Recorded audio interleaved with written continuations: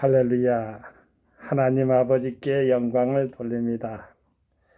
오늘 거룩한 주일 대예배를 마치고 드리고 그래야 되죠. 드리고 이렇게 동영상 화면으로 여러분과 면대하고 있습니다.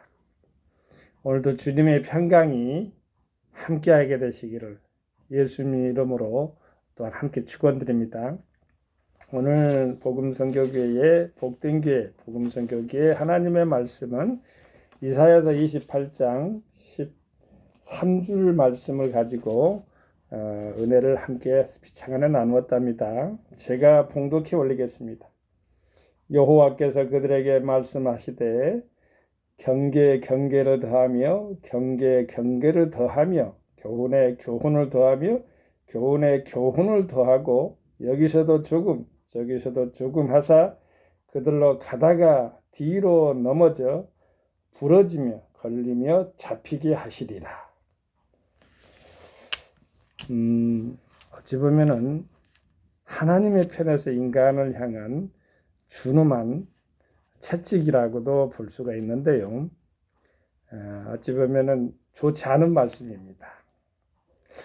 우리 사람의 편에서 한번 성경 말씀을 이렇게 올라가 볼까요? 하나님 말씀을 기준으로 증거로 인해서 오늘 본문 말씀을 읽을 때에 경계를 다른 표현에 의하면은요 무엇으로 나오냐면은요 교훈을 경계를 프리십트라고 나오는데 프리십트 교훈 훈시 이렇게 나옵니다.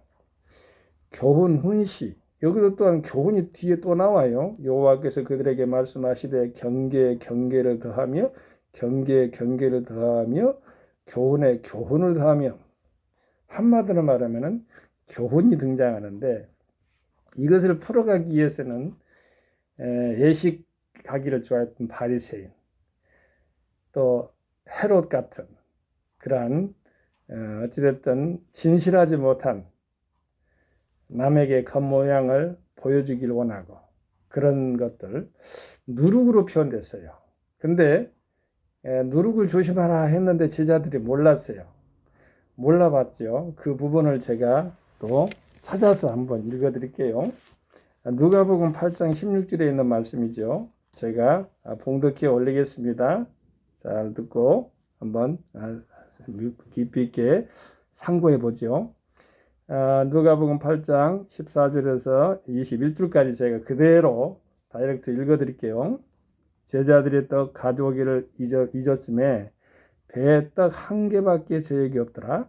예수께서 경계에 가라사대 삼가 바리새인들은 누룩과 헤롯의 누룩을 주의하라 하신대 제자들이 서로 의논하기를 이는 우리에게 떡이 없음이로다 하거늘 예수께서 아시고 이르시되 너희가 어찌 떡이 없음으로 의논하느냐 아직도 알지 못하며 깨닫지 못하느냐 너희 마음이 둔하냐 너희가 눈이 있어도 보지 못하며 귀가 있어도 듣지 못하느냐 또 기억지 못하느냐 내가 떡 5개를 5,000명에게 떼어 줄 때에 조각 몇 가구니를 거두었느냐 가로되 12린이다. 5병2어의 기적이죠.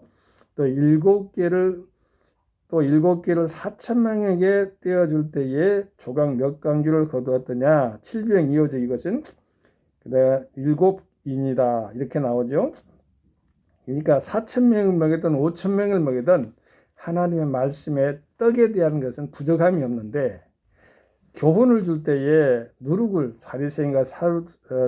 바리새인들과 누룩과 헤롯의 누룩을 주의하라 하신데 제자들은 그 누룩이 뭘까 하고 빵만 생각한 거예요. 하나님의 말씀에 온 의는 놓쳐버리고요. 누룩이라는 걸 한번 생각해 볼까요? 이 누룩은 결국 어찌 보면 부풀리고 썩게 만드는 그러한 것도 작용을 해요. 그래서 누룩이라는 것을 볼 때는 소재에서 보면 누룩과 꿀을 섞지 말라 이렇게 말씀이 등장하는 부분이 나옵니다. 고운 가루에다가 기름과 유황을 이렇게 섞어서 말이죠. 완전히 반죽을 해가지고 고운 가루가 우리가 인간에서 생각이 완전히 바스라질 때 하나님의 떡이 되잖아요. 그러나 누룩과 꿀은 빼버리고, 이게 교회에서나 설교할 때나 또 하나님의 주의 일을 할 때에 주의할 것은요. 우리 기독교인들이 주의해야 될 것은 그 말이에요. 허황된 허풍, 예식이나 교훈이나 이런 걸 주의해야 돼요. 우리가 고등학교 때, 중고등학교 때 우리 교장 선생님 참 중요한 훌륭한 우리 교장 선생님 저는 지금도 기억하는데요. 김재란 교장 선생님이셔요. 어느 고등학교라는 건데 말씀하지 않을게요. 제가 존경하는 분인데 그분은 1시간 동안을 꼭 월요일 조회 때 훈시를 합니다. 바르게 살아라, 정직하게 살아라, 나라를 사랑해라. 고등학교 때 우리에게 주시는 말씀이 거기서 꼭 판에 박혔어요. 그런데 그 말씀을 우리의 정신적인 자양분으로 삼고 나라를 사랑하고 애국을 사랑하고 애국심을 고취하는 그런 것으로 삼았으니까 그 훈시가 결코 쓸데없는 건 아니에요. 그런데 길지는 않죠. 정신적으로 있어서의 그 하나의 왔다 갔다 한 정신적인 지주 역할을 해서 그 부분을 가지고 바르게 살든 정직하게 살든 그런 부분은 되는데 영혼성은 아니에요. 이제 다음에 제가 말씀드릴게요. 영혼의 말씀, 영생의 말씀, 영혼적인 것은 바로 성경 말씀뿐이 없다라는 말씀이 결론적으로 이제 제가 서두에 놓고 지금 말씀 전개할게요. 그래서 이것저것 이렇게 보면 오늘 본문 말씀에 보면은요, 뭐라고 나왔냐면은 그들이 예 말씀하시되 경계에 경계를 더하며 경계에 경계, 훈시에 훈시를 조금씩 이렇게 더해가지고 여기도 뒤에 또 표현도 나와요. 교훈과 교훈에 교훈을 더하고 여기서도 조금 저기서도 조금 이게 짜맞추기식은 오래가지 못해요. 기어보는 것은 물에 터지잖아요. 어떤 것에 이렇게 해진 부분을 기어가지고 이렇게 때는 오래가지 못하잖아요. 그러니까 바로 세술은 세부대에 담듯이 이렇게 하나 일목요연하게 딱 해가지고 완전히 통일성을 가지지 못하는 것들은 오합지졸인 것들은 바로 무질서하기 때문에 영구적인 것도 못 돼요. 하나님의 말씀은 통으로 이루어졌지요. 그래서 하나님 말씀은 우리가 영원한 진리로 이렇게 받들면서 또 떨어지지 않아요. 세상의 종말이 지구의 종말이 와도 하나님 말씀은 끝까지 영생의 말씀은 끝까지 사멸하지 않고 그대로 보존된다는 것을 알 때 우리는 하나님 말씀의 신뢰성이 거기서 우리가 더 갈 수가 있지 않겠습니까? 우리가 제 생각해 볼 때 저는요, 성경상의 인물들 중심으로 연대의를 상당히 중시를 해요. 우리가 잘 아는 노아의 방주 120년 동안 지었다 하잖아요. 제가 눈으로 보진 않았어요. 그러나 120년 동안을 짓는 것이 성경상에 기록이 됐던 어떠한 현실적인 그러한 진실성이 있어가지고 오늘날 우리에게 교회사적으로 이렇게 전달되어 오잖아요. 그런데 그 120년 동안을 무엇으로 지었겠어요? 나무로요? 나무로 뭐 지은들 썩어버리지 않겠어요? 그러나 저는 그것을 갖다가 더 아주 진실되게 믿음 가운데서 이렇게 내 마음을 담아서요. 하나님의 말씀으로 상중하여 이렇게 해서 하늘로 이렇게 이루어나는 옆으로는 문이 없이 이루어난 그 말씀을 그러한 방주를 지었지 않겠는가. 그것이 기간이 120년이에요. 120년이기 때문에 이쪽 저쪽 이렇게 뜻을 맞춰가지고 이렇게 해서 또 떼우고 그러지 않았다는 거예요. 한 번 가도 꾸준히 120년 동안을 지었기 때문에 120년 동안에 짓는 것은 바로 수명도 120년은 넘는다고 나는 보는 거예요. 그렇게 생각을 하자는 것이죠. 하나님 말씀은 그러한 곳에 영생의 건축물, 생명의 건축물 이렇게 아름답게 세워지는 것들을 나는 상상해 보곤 합니다. 아브라함은 75세 때 하나님 말씀을 받았어요. 하나님 말씀을 받았다는 것은 그때부터 출발이에요. 하나님의 말씀을 받은 그때의 소명이 시작된 거죠. 중간에 말이죠. 이스마엘, 바로 이삭보다 바로 13살 이 형이죠.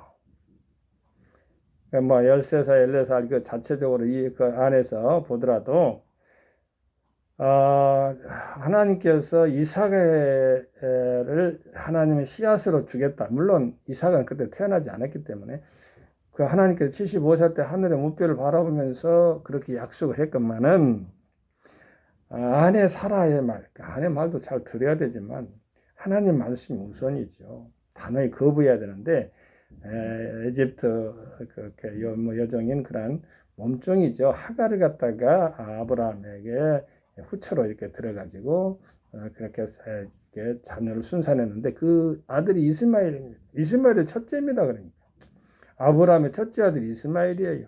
두 번째는 이삭인데 이 이삭도 보면은 십자가상에서의 그 독생자로 상징이 표되죠. 그 고통 인내. 시간상으로 보면 6시간 참았다 하는데 그 이상에 보면 예수님의 당시에 독생자의 그 예표라 보면은 예수님은 30년 공생애 생활에서 모든 훈련을 이렇게 이어가고 3년에 있어서 우리가 30년 동안에 있어서의 그 가정에서 이렇게 돌보면서 부모를 섬기면서 이런 부분이 있다는 것이고요. 공생애는 3년이죠. 3년 동안에 있어서 하나님 말씀을 천국 복음을 하나님 나라의 복음 킹덤 오브 갓에 대한 하나님의 말씀을 전했는데 그분 자체가 그 하나님이셨어요. 그 하나님 아버지 그 이후에 이렇게 있고 아브라함의 아들 또 이삭도 그렇지만은 이삭의 또한 아들이 이스라엘 아닙니까? 야곱이 이스라엘 되는데 이스라엘도 보면은 아무튼 외삼촌 라반의 집에서 혹독한 훈련을 받습니다. 한 20년 동안을 근 20년을 아무튼 종살이 하면서 말이죠. 가소를 이끌고 아무튼 큰 대민족을 이루는데 일조한 그러한 아들이 곧 이스라엘이죠. 그의 아들 요셉은 이제 에집트로 가서 이집트 여인 사우나파리아와 결혼하고 아들 둘을 낳죠. 요셉과 베냐민. 그의 이제 전체적으로 후손들이 이스라엘 12지파를 형성하게 되는데 그때 이제 그러한 것을 하나님의 말씀 가운데서 건축물이 지어가는 것이죠. 하나의 완성체로, 완결체로 형성되는 것이에요. 그리고 모세, 그 후에 차후에 모세 보세요. 아까 말한 이전에 이제 요셉은 13년 동안 집을 지었다고 나는 보는 거예요. 하나님의 말씀으로. 인내하면서 하나님과 동행함으로 그 가정이 형통케 가는 곳마다 형통케 되는 요셉의 역사. 모세는 아마 저는 40년은 빼고요. 가정에서 궁중생활 빼고 아마 훈련 혹독한 훈련은 80년을 보는데 120살까지 사셨잖아요. 120살까지 살면서 그때 하나님 말씀으로 지으셨다. 이렇게 보는 거예요. 물론 혈기부려 가지고 가나안은 못 들어가고 비스가 살려고 해서 저 요단강 건너서 저쪽 바라보면서 막 저거지 가나안 땅인데 하면서 그거는 모세는 시체도 없어요. 찾지도 못해요. 찾았다가 아마 지금 완전히 우상화돼 가지고 세상 사람 거기서 절하고 날릴 거예요. 이스라엘 백성들이 요즘 이스라엘 그 국가가 있잖아요. 제일 존경하는 인물이 아브라함 같지만은 아브라함은 민족의 조상이고 다윗이요. 다윗의 이게 별이 있어요. 별 국가에서 이 다윗별이에요. 모세와 다윗을 그렇게 존중하고 존숭합니다. 무시 못할 존재 인물이에요. 그래서 그것을 보더라도 우리는 연대기를 통해서 하나님 말씀을 지어갔겠다. 모세는 그렇게 제가 바벨론에 70년 동안의 바벨론 포로 생활 그 이후에 수많은 짐들 300년 동안 말씀이 없었어요. 암흑기 중간기가 있잖아요. 그리고 사도 바울 아까 예수님이 했기 때문에 사도 바울은 예수님은 30년 동안의 가정에서의 훈련 3년 동안 공생애죠. 세례 요한의 그 이후에 세례 안수 받은 이후에 3년 동안 공생애 이후에 또 3일 만에 부활을 하늘의 우편에 계시죠. 하나님 말씀으로 계신 겁니다. 그리고 사도 바울도 보면은 사도 바울은 사실 보면 직제 제자가 아니기 때문에 사도라는 그 이름을 볼 때는 12사도에 들진 않아요. 그러나 속사도로서의 그 입장이 있는데 성경에 보면은 하나님으로부터 직접 사도로 임명권을 이렇게 계시된 그런 하나님 말씀이 있기 때문에 사도 바울이라고 부르는 거예요. 사도 바울도 아라비아에서 오셨습니까?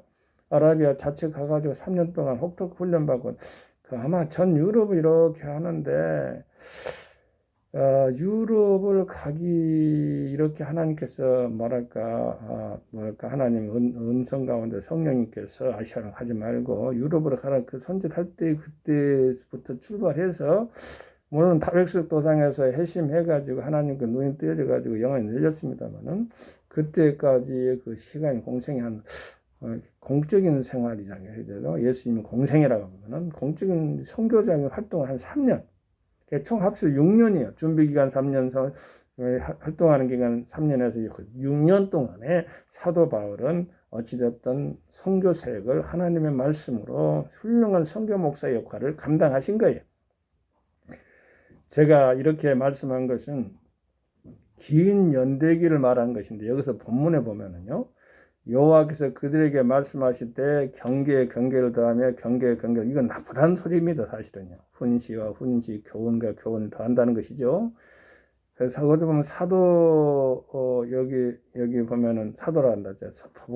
사복음서에 보면은 아까 말한 누가복음 8장 14절에서 21절을 말하면 바리새인과 헤롯에 대해서 그 누룩에 대해서 아까 제가 말씀했잖아요. 누룩을 경계한다는데 교훈을 경계하는 거예요. 세상적인 풍조, 애식하는가 이런 것을 제자들에게 경계하는 부분인데 여기서도 보면 이사야 선지자가 기록된 거 여호와의 말씀을 구현하면서 말씀한 것이죠. 교훈에 교훈을 더하며 교훈에 교훈을 더하고 여기서도 저기서도 조금 이기신 문제라는 거예요. 꾸준히 거목처럼 꾸준하게 여기 안산에 보면은요 8곡1리에 천년 기념물로 경기도 기념물로 바로 향나무가 있어요.